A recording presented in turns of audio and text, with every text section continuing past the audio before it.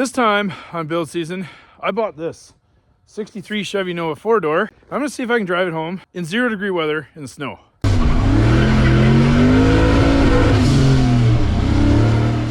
All right, here we go. So cat's out of the bag. This thing does already run and drive. It did already run and drive. There it goes.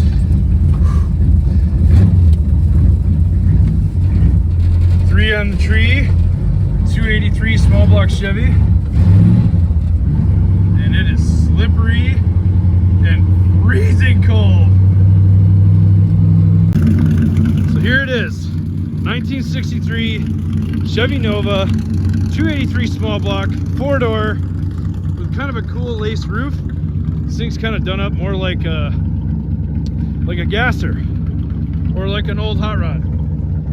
We're gonna see if we can't drive this 2 hours home, and it is currently how cold, Sam? Oh, that's like 0 degrees. It is 0.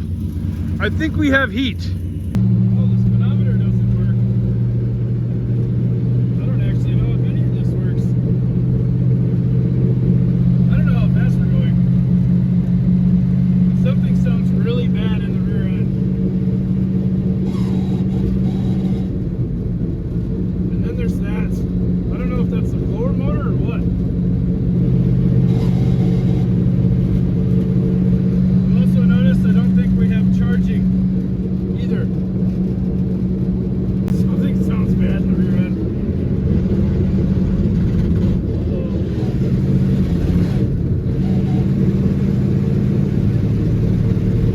It's missing. I think this gas is all bad.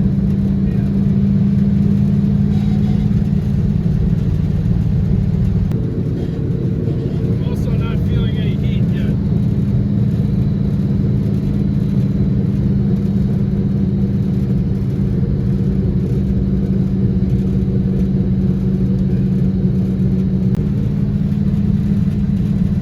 It hates it.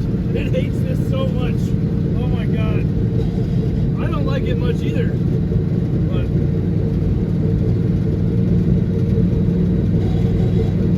I think we'll find a gas station as fast as we can to get this thing a little bit more of a once over. Alright, we're getting into town here. The shifter lever is extremely sticky, so finding first gear is really hard. If you look at the window, this is our current situation right now.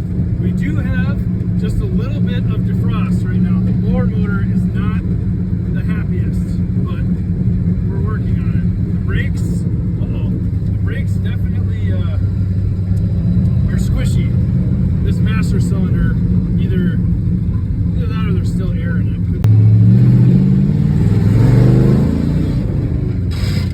See that? Oh, this poor transmission. Yeah, we gotta loosen up this linkage. The last Chevy 3-speed I had did this. This is what your $2,000 Nova looks like.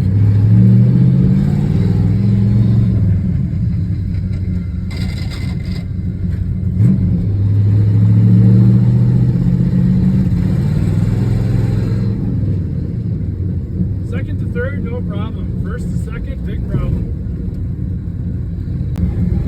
All the controls on the dash are frozen, like we can't move them. So really hard to tell if we can make any difference with these or what. I don't know. We have something resembling heat. Yeah, we'll have to explore that when we get to the gas station. I have good oil pressure. We have like 50 pounds of oil pressure, 45. Temperature gauge is working. I'm concerned about the alternator. I don't think the alternator is working.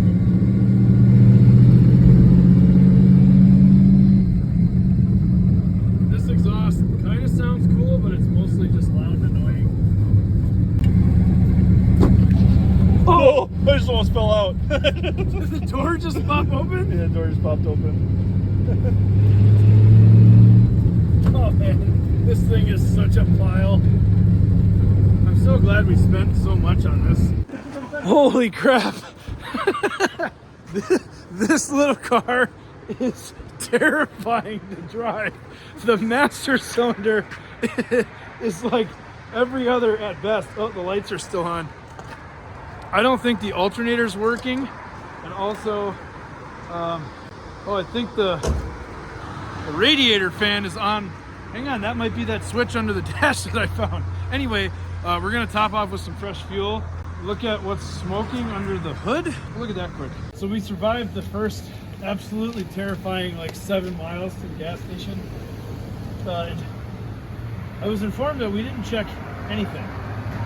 Now this was a running and driving car from what we were told, but we didn't even check the oil. So we're seeing a bunch of oil residue on the manifold right now.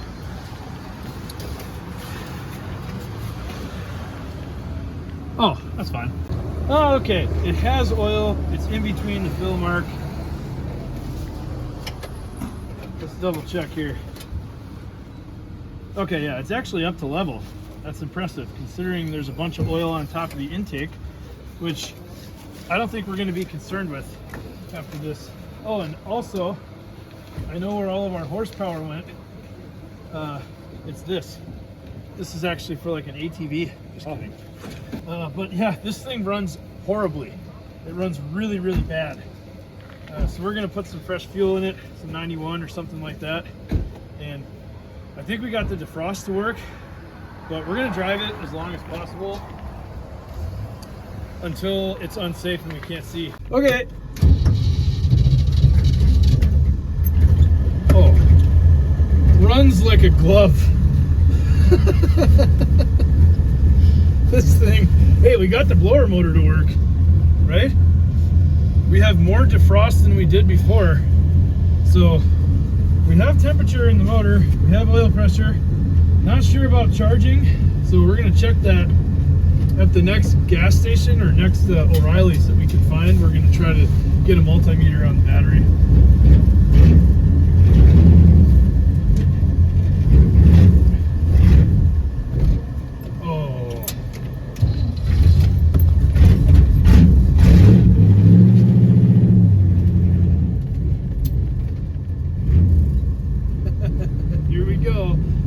From home, we were probably only like 75 miles.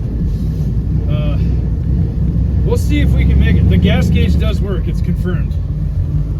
We have a full tank of gas. And I'm in first gear. Aha! Here we go. Come on, Nova.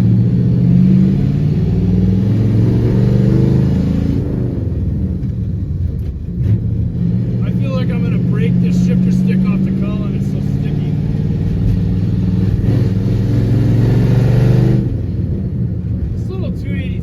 It also smells a little bit like mouse in here, right? Yeah, which is normal. If the defrost starts to work and we have an alternator, we're gonna make it. I think. Other than that sound in the rear end. The rear end's gone, I think. We're on the highway right now. We're doing what? 63, 64? Don't do that. It hates it. If we give it any more than like quarter throttle, it starts misfiring. So I can't believe it. We're doing almost the speed limit. Now we can barely see out the windows, but that's neither here nor there. We're gonna drive until we can. This car is actually needs a lot of work. Yes, I know we're in it and it's running and driving right now, but it misfires. It has some horrible noise in the rear end. It needs wheels and tires, brakes, all kinds of stuff that I've found so far. It'll be a miracle if we make it home. So we stopped at Menards here. I was going to get a meter so that I could prove that the alternator was working. And the meter I bought for $16 doesn't come with the 9-volt battery that it needs to operate. I could walk right back inside and get a battery and take my meter apart and make it work, but I'm annoyed. So instead, we're going to say that we made it this far, right? Yeah, it would have died by now if we were just on battery power. So there is one thing that's concerning though. Back around here, there's a steadily growing puddle of oil, and I think it's because of the distributor seal at the intake back there. Not positive though, because there's also some oil coming out of the front of the valve cover up here. But it's a small enough leak where I think we're going to address it when we get back to the shop in the warmth. All right, on the road again. I oiled up the shifter stick with a little PV blaster, hoping that we can get into first a little easier. And yeah, for as mean as this thing sounds, it really sucks.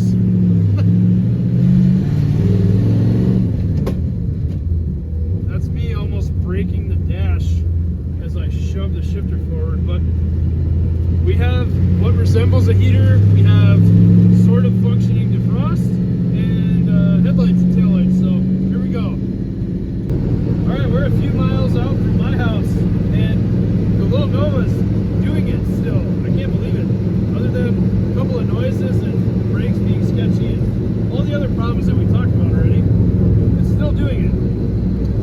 Unreal.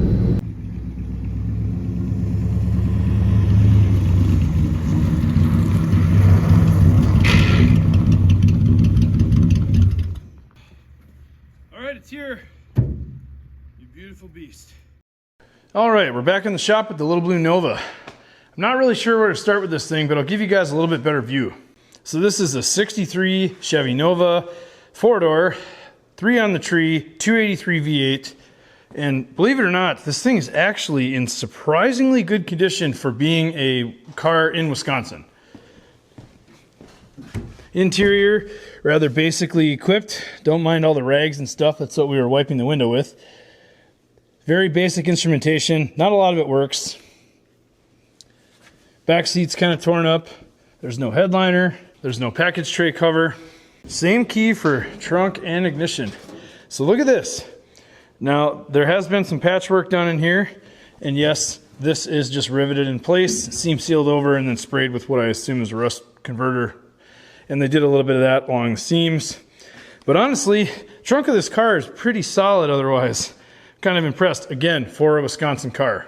So that's about where what I like about this car stops. Take a look at this.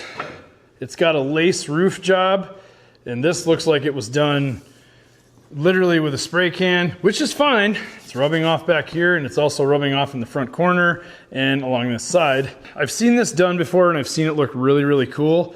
Me personally, I don't think this is the car for a lace roof. Second and probably worst thing about this car is these freaking wheel covers. I don't mean any offense, don't want to piss anybody off, but these are ugly. The last thing is the this fake patina that's going on the passenger side and a few other places on the car. This is just wet sanding through layers of paint. Don't get me wrong, I don't mind faded paint. Literally everything in here except for my Oldsmobile has faded paint, so I'm not hating on that. I'm just saying the way that this car was done up was more what I would envision for like a 59 Merc or the lead sleds, if you will, right? Lowrider, rockabilly, chop top kind of stuff. To me, this Nova doesn't really fit that genre, but that's my opinion. So back to the good stuff. I think whoever owned this car before the previous owner really put a lot of work into this thing. There's a brand new battery. It's a new aluminum radiator. The alternator's brand new. I don't know about the starter. I can't see it. I'm sure I will in a minute. The carburetor, that is assumingly a 650 Holly Classic. It's a nice vacuum secondary carburetor. It looks relatively fresh. Chrome valve covers aren't rusted. And there's some Team G intake. Look at that though. Isn't this thing cool? A clear distributor cap for the HEI back there. There's more stuff. Down here, somebody put a new aluminum hardline all the way from the back of the car. The weirdness doesn't end there. There's a brand new gas tank back here with new straps and hardware. There's lift shackles. These are brand new, even though the bushings are torched. And if you look way up under there, you can see the new piece of aluminum fuel line that runs all the way to the front of the car. It's interesting. I spent a lot of time ordering parts for all these cars I'm working on, Rock Auto, from Amazon, all over the place. That brings me to the sponsor of this video, Surfshark. Think about this, every time you go online, whether it's from your computer at home or a phone on a cafe, public Wi-Fi, your information and everything that you do online is at risk for people to look at, monitor, and capture. One very effective way of protecting yourself online is using a VPN. VPN stands for Virtual Private Network, and it's like wearing pants. All the private, important stuff stays protected on the inside. Once your device connects to the internet, all the information and the activity is blurred out in a way where no one can see what you're doing. Surfshark gives you a way to stay protected while you're connecting to public Wi-Fi. If you're at a cafe, at a restaurant, at a mall, and you're trying to access the internet from your phone or other mobile device, Surfshark puts a protective VPN around your connection to the outside world. Surfshark also offers other products like antivirus and safe searching software. You can use Surfshark as an app on your phone or as an extension in your browser. And the best part is if you sign up for Surfshark, you get a 30-day money-back guarantee. You can use the VPN service for a full 30 days, and if you're not completely satisfied, you get your money back. Head to surfshark.com or enter the code BUILDSEASON at checkout to get 4 extra months of Surfshark VPN. That's 4 extra months with the code BUILDSEASON at checkout. I think this car is having an identity crisis. I don't know if it wants to be a 59 Merc, shooting flames out the tailpipe, or if it wants to be a 60s era muscle car like it is. Let's get it up in the air and take a look underneath. All the rust problems are on the subframe and back where the leaf springs mount up and everything. Let's get a better look. So if you disregard the massive oil leak, and we'll have to track that down because it is definitely leaking. I think it might be the oil pan or the front seal, timing cover seal maybe. It's flinging oil all over the place. But we do have an aftermarket fuel pump. That is one of those fuel pumps that you can take apart, drill a fitting into the top, and run boost to reference it. Just saying. But here's some more interesting stuff. Look at the idler arm. The idler arm is brand new, and all of the steering components, except for the outer tie rod on this side, this stuff actually looks pretty good yet. I'm confused because it seems like someone was doing their best to make this a hot rod, and then at some point, it got turned into the blue turd that it is now. Oh, look at this. Yeah. Looks like I already worked on this car. Look at that exhaust. Holy cow. Let's take a better look under here. Here's our Saginaw assumed 3-speed transmission. Is this an aluminum bell housing though? It is. Well, that's nice. Man, we do have a pretty serious oil leak. Where is it coming from? It's blowing back. It's hitting the exhaust. It's stuck on the underside of the floor. There's oil all over back here. Well, yeah, tail shaft seal's leaking pretty bad on this transmission. That could be it. If you look here, there's a floor repair. That looks like galvanized with some self-tappers. Dalton, have you been here? There's more of that over here, and here, and over here. This would be why it sounds like a square body Chevy. Straight piped exhaust. Yep, 45 out right in front of the rear tires. Looks like it has new shocks on the back too. And, oh man, what are we looking at here? This is a brand new brake line. That's good. They didn't replace the soft line though. But look at this, it's like a roller coaster ride. Woo! Oh my gosh, you could have just cut it and flared. Same thing over here. Big whoopty. That one doesn't look too bad though. So here's what I was talking about on these Novas. At least from what I know, right back here where the leaf spring attaches, this is where they rust behind the rear wheel. Look at this stuff right here. This is a piece of, I don't know, 14 gauge or 1/8 inch or something that ties into a piece of square tube, and then there's a whole bunch of washers stacked up to get these ridiculous lift shackles all set. So somebody definitely, yeah, look at this. The bumper bracket is just welded to the end of that square stock. Very nice. Same sort of treatment on this side. I mean, it held up this far. These welds look better than mine. I'm just kidding. However, even considering this repair to the frame, this thing actually looks okay overall. Now there is a hole here in the back of the rocker panel, wheel tub. Also right here, it's gone right above the exhaust. So definitely needs a rocker on both sides. Looks like the inner rocker could be saved with a little bit of patchwork. Driver's side, same kind of thing. There's a hole right there in the wheel well. Rocker's already been mushed down here. But the driver's side rocker mainly just has a hole right there and a whole bunch of other rust starting. But this side looks okay, despite the blue, red, whatever paint scheme this is. I think I'll start by getting a look at these brakes, just because on the way home, we did have a little bit of fading going on when you would hit the brakes, and I don't know if that's the master cylinder or the wheel cylinders, so we'll pop these caps off and pop all the wheels off and take a look.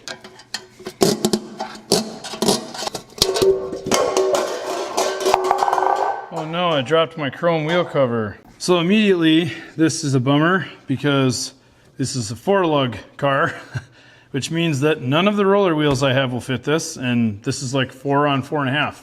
So really not the greatest wheel selection if we ever wanted to get rid of these. Look at this. They shaved the lip off of this front fender. So this front fender is not only wrinkled, but it's also, they shaved the lip off of it and it's dinged up pretty good. There's probably not much I'm gonna do to save that. Look at this massive brake. Man, reminds me of a go-kart. So the soft lines look okay. This brake line, it looks fine. It's got undercoating on it. It doesn't look nearly as bad as the stuff that was on the Mercury. Bushings and stuff in here look to be, This looks like a newer castle nut on the outer tie rod here. Newer tie rod adjusters and stuff. Somebody put some money into the suspension. Here we go again. More drums.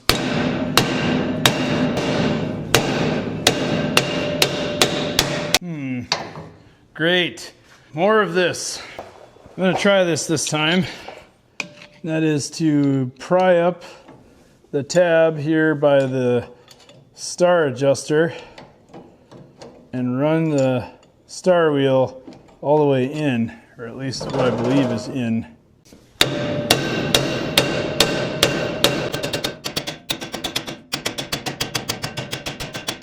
Man, am I sick of this.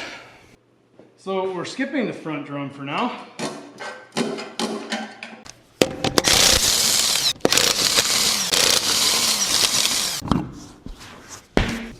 Oh, come on. There you go. Rear drum. This drum doesn't even look that bad. The shoes still look good. I don't see any evidence of the wheel cylinder leaking. All right, so yeah, as the evidence suggests, they did do the brakes. Go pull the other wheel off because we did hear some pretty bad noise from the rear end, so I kind of want to know what that's about. So this one over here, this wheel cylinder is new. So the other one's just a little bit rustier, but I would think that with all brand new lines, somebody put new wheel cylinders on here. The shoes don't look bad. The drums, they're okay. So this one over here, this wheel cylinder is new.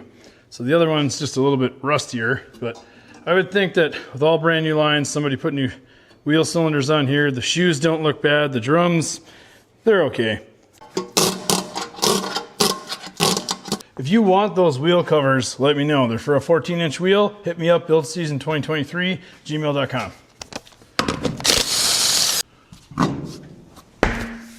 So, as before, yep, this was definitely replaced as they forgot the locking clip here. And this line looks new, and there's still a sticker on it. Chances we can get this off of the front, I don't know. I'll try the driver's side, see if I have any luck.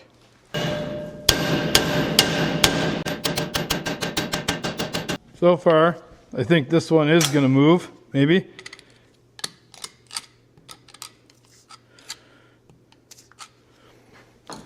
I guess I can hope.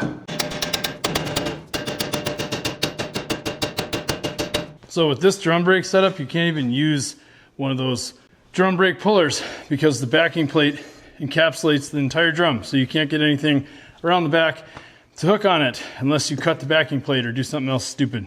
I just want to know if there's any problems with the front brakes as far as hydraulics go.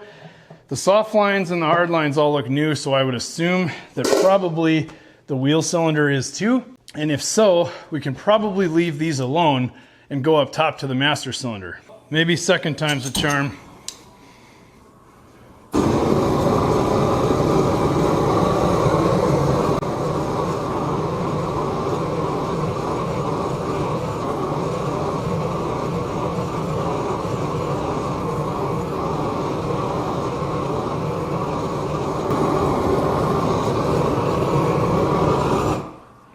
Suppose I'll quit while I'm ahead. Woo! Yeah. We got some heat into it. Didn't work last time, but maybe it'll work this time. Go with the big guy.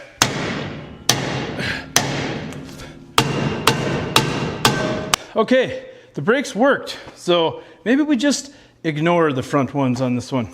I've been searching around for this growling rear end noise. I used my stethoscope and it sure seems like it's this axle bearing. So I'm gonna pull this axle shaft out and get a look at that bearing. If it's bad, we'll have to get 2 of them coming because I'm sure that that one's not far behind. So here's what I've been fighting with for like the last 45 minutes.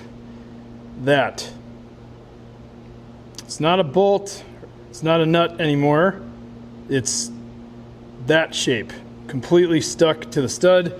We have another similar situation over here. The top two came out miraculously, but the bottom two are junk. I was able to get those bolts off. I had to use my cutoff wheel, cut the head, and then the world famous air chisel to cut the bolt the rest of the way. So now should be able to pull this axle out. Make ourselves an impromptu slide hammer here. I'm assuming that this is like a 9-inch where they're bolt in, so there is no C-clip. Yep, nice. So this might be kind of hard to see, but if you get in here, that entire bearing is all coated with a slurry of destroyed race or ball or whatever. And you can actually maybe kind of see that the cage that holds the balls into the race is broken right there. So definitely need an axle bearing on this side, probably on the other side. I'll get those ordered. We'll get new bolts for it, get this thing nice and quiet.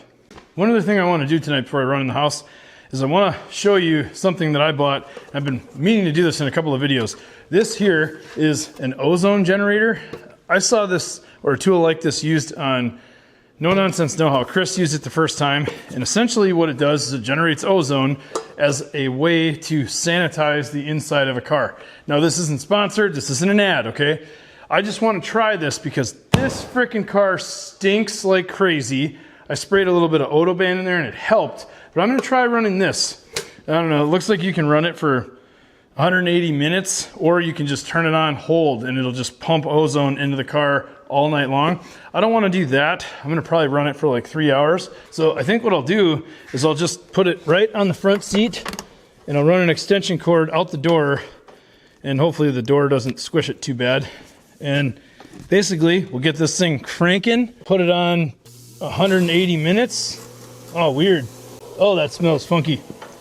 All right, we will let that go, see if it does anything. I guess the idea is if you fill the entire cabin of the car with gaseous ozone, it'll kill bacteria, mildew, whatever. And then when you're done, you just open up the car and let it air out, and all the ozone will convert back into oxygen. I don't know, we'll see if this works. We're back out here again, and I'm really curious to see how stinky this mercury is after 3 hours with the ozone generator. It smells weird, but probably have to let the ozone dissipate some more. But it smells better. I think we'll leave that thing sealed up for a while, because if anything is thinking about coming back to life, we're just going to seal it up and let it die fully. So yesterday I determined that the passenger side rear axle bearing is in fact shot. And guess what? You can't get these anywhere. In fact, the bearing itself was discontinued in 2015. However, I got lucky. There's one company that I was able to find online that carries the same bearing with a different part number or an alternate listing for a part number. They are MI Bearings LLC. I'm not sponsored. This isn't an agreement with them or anything. This is just a company I found. They specialize in finding and tracking down and stocking old bearings. So I ordered a new old stock set of bearings. Take a guess, put it in the comments, how much you think these bearings cost each. $129 each bearing. It's the most valuable bearing I've ever purchased, but they don't make anything for this rear end anymore. So it is what it is. So like many automotive YouTubers at this point in the year, we are all waiting for parts. I ordered those bearings and some other stuff, so I'm gonna do what I can on this thing while I wait. I figured before we do too much else, might as well get a look at this carburetor. On the outside it looks pretty good. Doesn't look too bad to me. I remembered I wanted to test the alternator.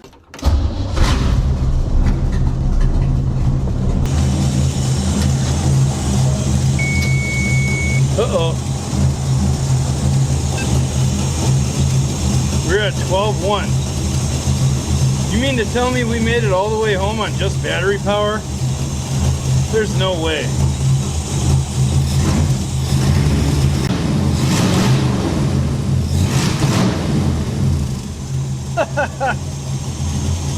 Well, all right. That's a really good battery. So the brand new alternator with a brand new belt on these nice fancy chrome pulleys doesn't seem to be doing anything. Now there is some wiring here that, I don't know, looks like it was done after the fact, but I think we've got a problem. So over here on the output of the alternator, right here, we get voltage that kind of hops around from 12 to 13.3 to 13.7, kind of hops all over the place. I need to trace out where this output wire goes because it's very, very, very small. It's like a 16 gauge output wire back to the battery. I'm not seeing any change in voltage over here. See this right here? This is a very, very, very small wire. And I think most of those strands are broken. That's a hot wire right now. So I think what I'm going to start with is I'm going to cut and re-terminate that wire back on there. And if we still don't get charging, I'm going to follow it through the harness here and see what the heck is going on between the alternator output and the battery. Give this another try with our output wire re-terminated. See if that makes a difference.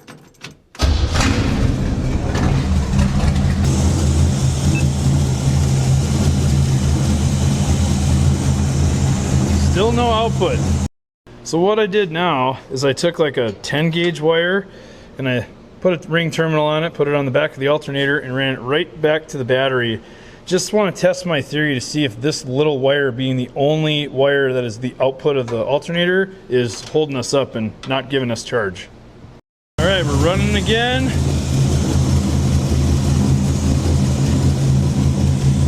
Still 12.1 on the battery. So, voltage regulator. So I did a little bit of digging and I found that the connector here for his field has two wires coming off of it. They were wrapped in electrical tape and there's spade connectors in here. And on the back of the alternator, maybe you'll be able to see this. There's an R and an F. And I believe that these wires were flipped. So we were putting 12 volts on the R, not the F, which I assumed to be field. So I've flopped these around using the available spade connectors. We'll plug it in. We now have 11.5 volts on the field terminal, so we'll give it a shot. 12.3, 12.2, huh. It's still not charging. Maybe it needs a little RPM. There it is, yep, 12.6, 12.7, 12.8. That's what it was. The field was flipped. How did that work at all yesterday? We drove almost 2 hours with it like that on just battery. Wow, this is like the best battery ever. Holy crap. We literally drove for like an hour and 45 minutes, started the car multiple times, stopped, etc., all with no charging system. Nice. What do you think about this for custom exhaust? 2 cherry bombs right out the side, right? No, I'm just kidding. But these were cheap at O'Reilly. I think these were 25 or 30 bucks a piece. So I'm gonna fit those onto the car because this is what we can do while we wait. Interrupt your program for a little bit of gratitude. We had more Parts Fund donators and I love you guys. Mason Dawson, Gerald Thome, Anthony Boer, and 411 Now Media. Thank you so very much. You guys know that all those Parts Fund donations goes right back into the car that I'm working on. I really appreciate the support and it helps keep things going and keeps the lights on. Now back to the video. I wanted to mention this in a previous video and I keep forgetting. YouTube has a new thing that they're doing called hype points. When a video is released, I think for the first 5 days, it can be hyped by viewers. Essentially, it's another way for YouTube to try to figure out what smaller channels should be growing or to try to help them grow. At least this is what I understand. If you're watching the video and you really like it, click the hype button. Those points get tabulated and we get put on a leaderboard somewhere, but maybe it'll help spread videos to new viewers and help the channel grow and keep things rolling. I really appreciate it if you would. So I think what I'm gonna do, put those cherry bombs like right here. And annoyingly, the O'Reilly by me had one cherry bomb that was 25 inch and one that was 27 inch. I don't know why they had one of each, but I figured whatever, close enough. So I'm gonna hold these up, measure it, and then cut the 2 pieces of pipe out. And then I think it'll be a little bit more work, but I'm gonna use some of the leftover piping and put a balance tube between these 2 pipes. I think true dual exhaust, think what you will, I think old muscle cars like this sound better with a balance tube. So let me know what you think, if you like balance tube or straight dual pipes.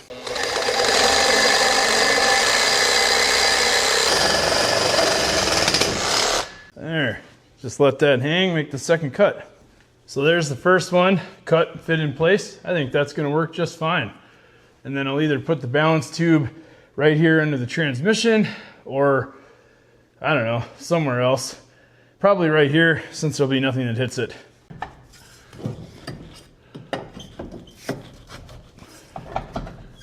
Just get this tacked real quick, and I do have this new Yes Welder MIG gun with a flexible head. I'm interested to see if that's going to help me at all.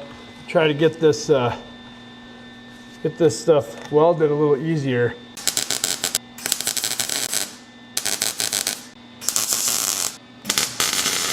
All right, I'll get this welded in and be back. So this Yes Welder flexible MIG gun here, I mean, this isn't that bad. This was pretty cheap, and just that little bit of flex in the head of the MIG gun lets you get around the top of the pipe just a little bit easier. Now your clearance to the body is still gonna be a problem, but if you guys are interested in this, I can link it in the description below. This isn't sponsored or anything, but I just wanted to try it, and it works better than my old gun. So I've got my pipe cut to length, roughly, and how I measured the pipes was I kind of went center to center on the 2 pipes that we're gonna connect. So if you had fancy tool like a tubing notcher or some other, pipe layout or fish mouth jig, this would be a lot easier. But I don't have that. I forgot I have a way of doing this that's actually pretty neat. And I made a short about this like a year ago, year and a half. This is a technique I saw Laura Kampf on YouTube. Use basically the pipe that you want to cope to, and then you use a washer and a Sharpie, and you put your Sharpie through the washer and butt it up tight to the pipe that you want to cope to. And then, in this case, walk the Sharpie around the pipe that you're going to cope to. And the washer is going to give you a fixed distance that you would be away from that pipe. So now, all we have to do is cut that little bitty fish mouth, and this pipe would drop right on there. So I got my fish mouth kind of mocked in on this side. I'm going to clean everything up with a grinder and show you where I'm at. So here is a quick view of what that coping trick will do. I haven't even really tuned this up with the grinder or with the flap disc at all, so it's still pretty rough. But that pipe fits in there really, really nice. It'll work good enough for what we're doing. So here now we have the pipe mocked up right where it's going to go. And yes, the pipes are out of level. That's not on me. That's on the guy who had this car before me. Anyway, I got the pipe in there, and I just traced around each fish mouth so that I know where the holes have to be. I'll pop this pipe out, drill a couple holes, weld it in, and we're done. I have a 2-inch hole saw here. I know the pipes are 2 1/4, but I'm basically just going to pick a point and hog this hole in there.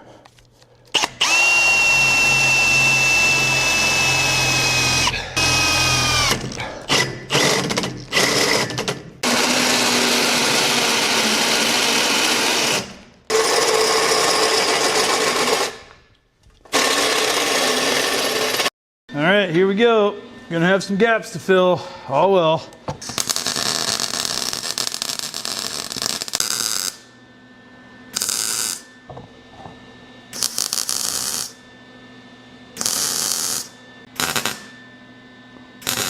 So it's definitely not my best work, but we've now got mufflers and a balance tube.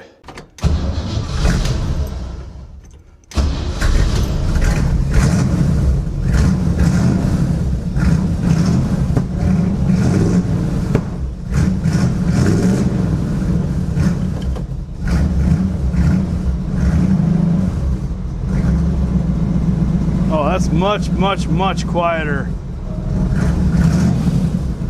From inside the car, this thing sounds Pretty tough, actually. I'm impressed for a very, very, very quick exhaust system. Probably the quickest I've ever done. All right, here we are again, nighttime driving after 4 p.m. in Wisconsin. But the little Nova.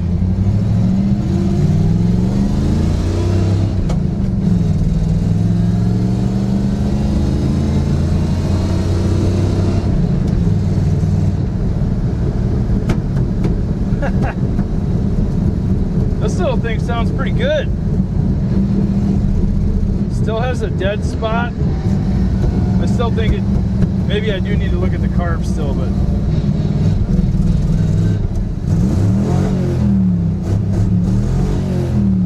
yeah, it's missing.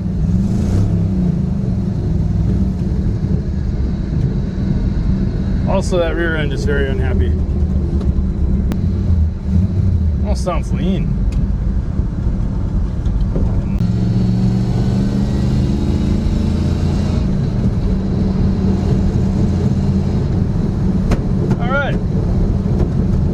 Exhaust is much better. We've still got some tuning work to do, carburetor, ignition, something like that. Seems we still have our stumble, so probably still need to look at that accelerator pump. So I don't know if you caught that with the audio on the mic and the camera, but this thing is missing under throttle.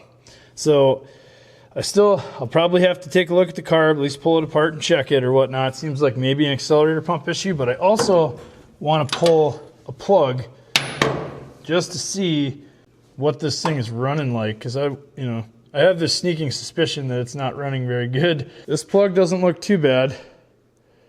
It's got some oil on the threads, but again, electrode looks okay. This plug is gapped at 35 thousandths, which I feel like should be fine with HEI. Here's the number 3 plug. So there's some oil on the threads there, but the electrode and the ground strap look fine.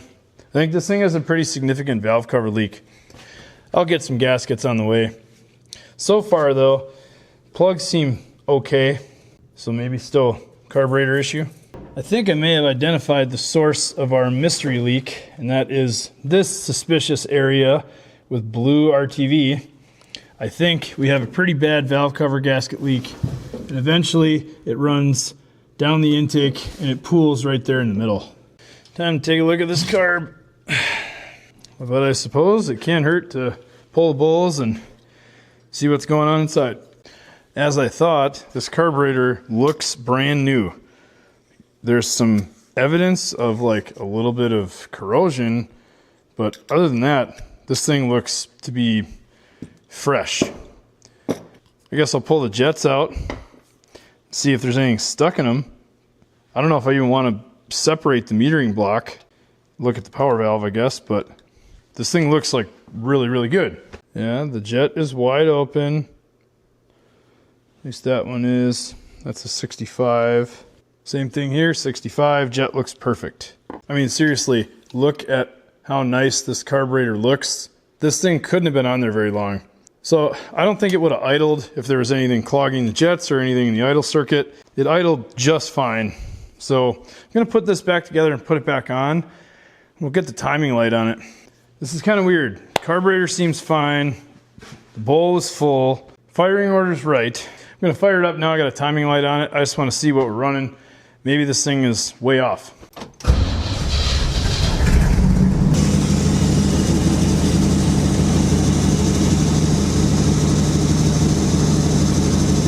This thing's at 8 degrees initial timing. I think we should bump it up.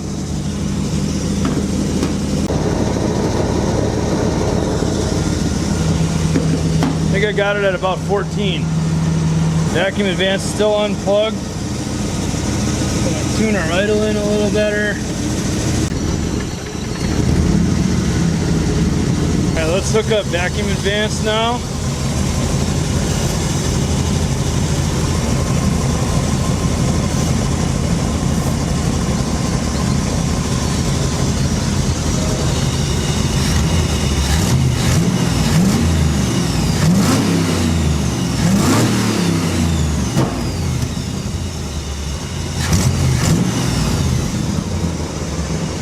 Alright, I just killed it. Let's see if it fires up again.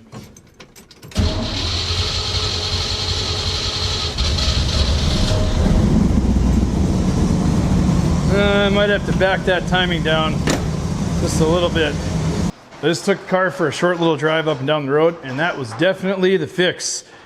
Timing was the problem. This thing revs all the way out, and it gets on and off the throttle without misfiring anymore, so I think that's all it was. Back on the Nova today, we got bearings for the rear end. I couldn't believe it. They showed up today. So just like I did last time, I'm gonna cut the old bearing and race and everything off of the axle shaft here. If I nick up the axle shaft, it's really not gonna hurt it that much. So I can get these new bearings pressed in. I'm gonna go to S Motorsports again. All right, hopefully we can get this out of there without touching the backing plate. Once I put a slice in it, usually just come in here with a chisel and you can crack it. Usually that'll separate and come off. Yeah, there goes the lock ring. Did we get all the way through the inner race?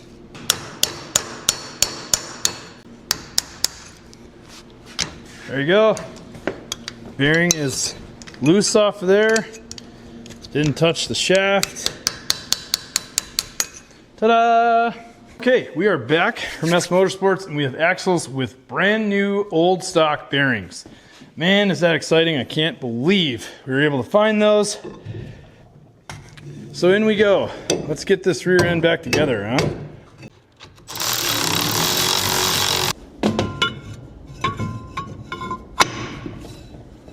Ah, much, much, much nicer. I like it. Axles are back in. Everything's nice and tight.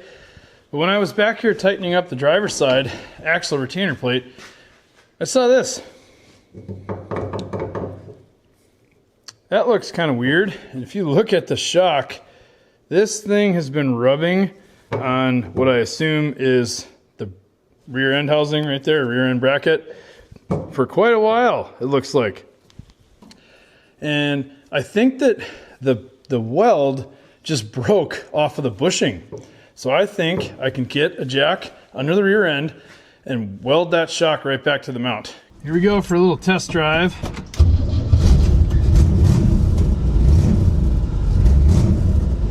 Man, really can't argue with the startup on this bad boy. Oop. A little cold.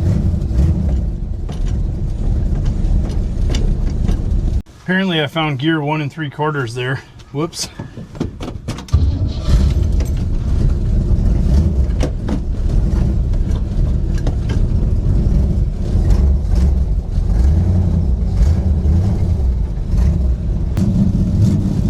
This thing is still really cold.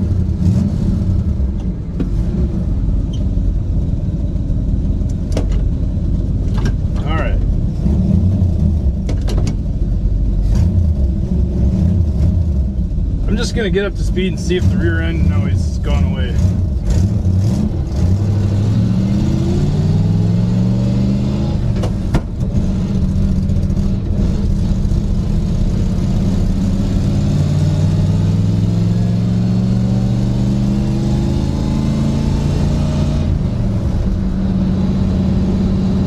Oh yeah.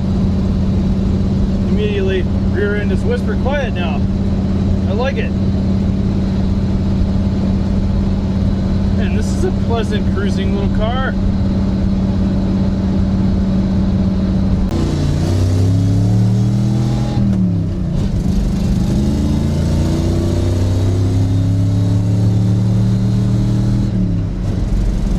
Oh, still, dang, it's still missing a little bit.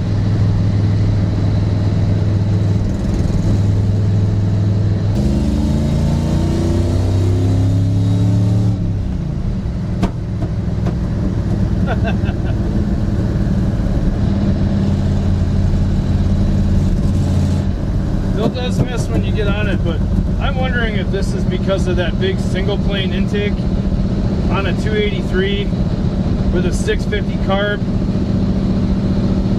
I don't know, could that potentially be why this thing doesn't run that great on the street? Maybe. But our rear end is fixed. Back to the shop. It's time to swap out the single pot master here for a dual pot. All we have to do is make one brake line to come over to the T that is on the passenger side inner fender. So the factory brake line on this Nova comes out and hits the T right here, right there. Then the brake line comes around the strut tower, goes underneath the radiator, wraps all the way around and comes up to another T fitting right there. I think I'm going to do that's really simple is I'm going to leave the line that goes from the master to the T all the way over to the passenger side. I'm going to undo the T, plug it, and then I'm going to run a new line from the new master up and over and right down to the line that goes all the way to the rear. So I wanted to share this with you guys. This is a kit of 1/4 inch and 3/16 copper nickel brake line that you can get on Amazon, and it also comes with the fittings for both the 1/4 inch and the 3/16 line. This is a really good deal. I can't remember, I think this was like 40 bucks maybe.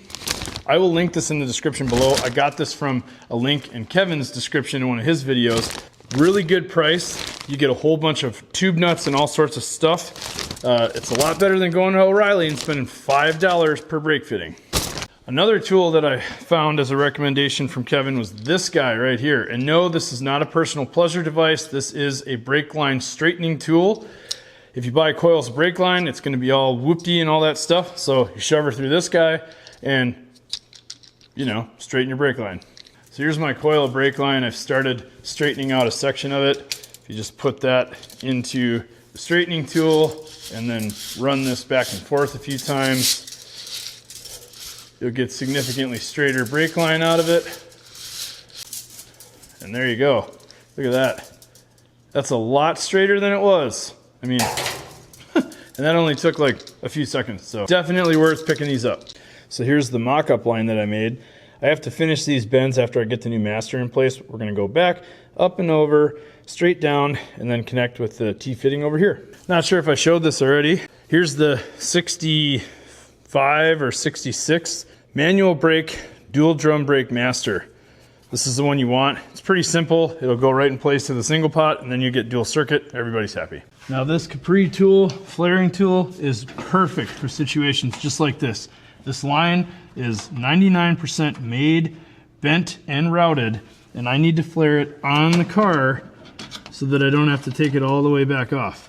All right, I'm gonna tighten up all the fittings that I just moved, get my wonderful helper out here to pump. We'll bleed some brakes. We should be done with this. Well, admittedly, I mixed up my lines when I first plumbed these, and if you've ever done a single pot to dual circuit master, maybe you've done this before, but if you haven't, yeah, it definitely can happen. So leave your lines a little bit long. I was able to make a new one to the junction, flip the other one to the front, and now we should be ready to bleed. All the brakes are bled, ready to go.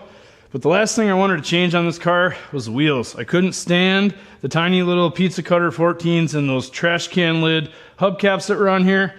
So I found these. This is a Bassett racing wheel. These are 15x7 and available in the 4-lug pattern. I already had these tires. They were left over from my Datsun. We're gonna toss these on, we'll get it on the ground, show you guys what this car looks like outside. Check it out. I know we're almost out of sunlight.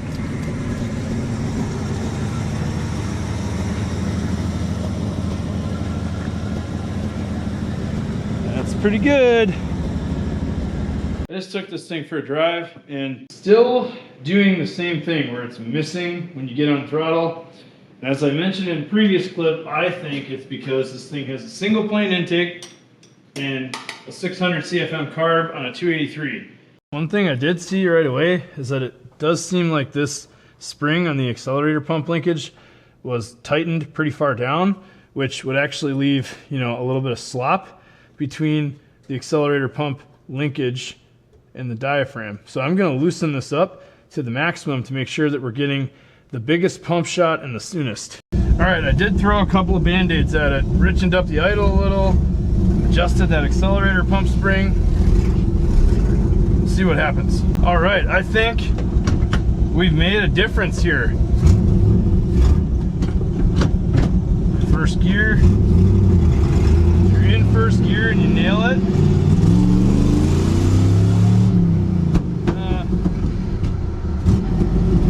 second, cruising normally, it's okay, hit it,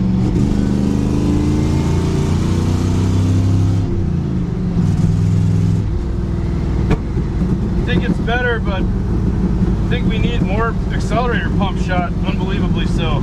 Pull a little bit of timing out. I think it's better.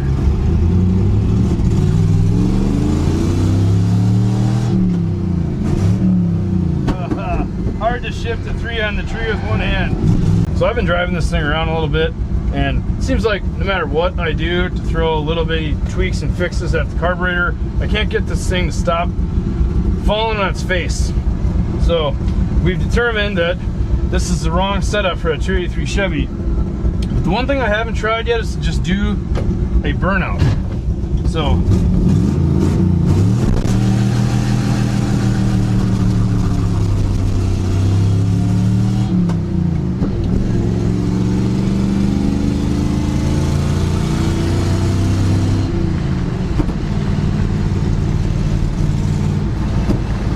didn't fix it. Of course, right after I shut the camera off, this thing was doing really well. Ripped through all the gears just fine. Who knows, huh?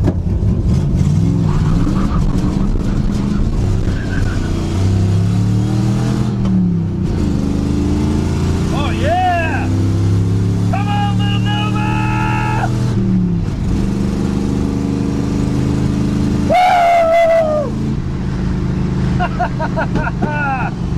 A V8 and a tiny sedan. Who would have thought?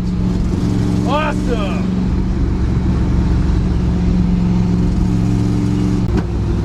Passing gear.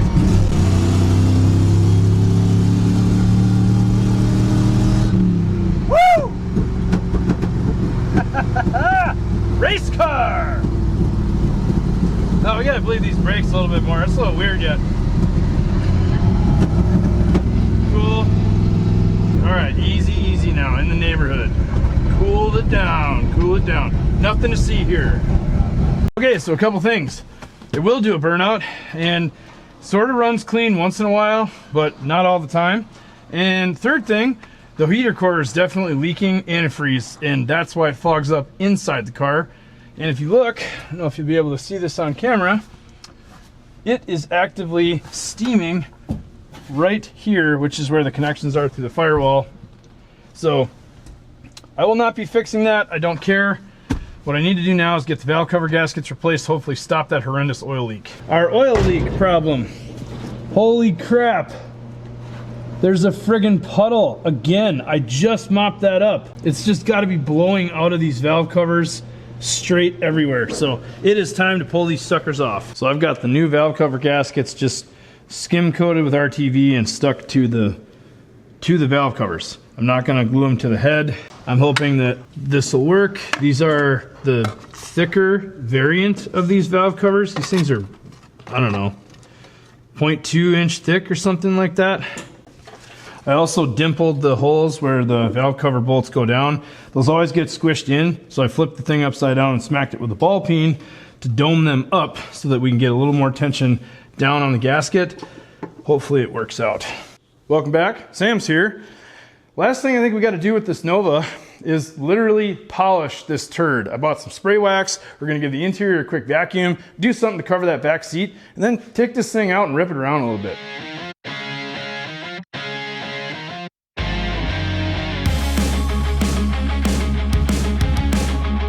So I've been at this for 25 minutes or so, and maybe it looks a little bit better on camera than it does in person, but there is not a lot I can do to get shine out of that paint. I'm pretty sure this entire car front to back was spray painted out of a can. So we're not going to do that. I think we're just going to leave the paint as is because, I don't know, I don't think it's worth trying to shine this up anymore if it's eventually just going to have to be repainted anyway.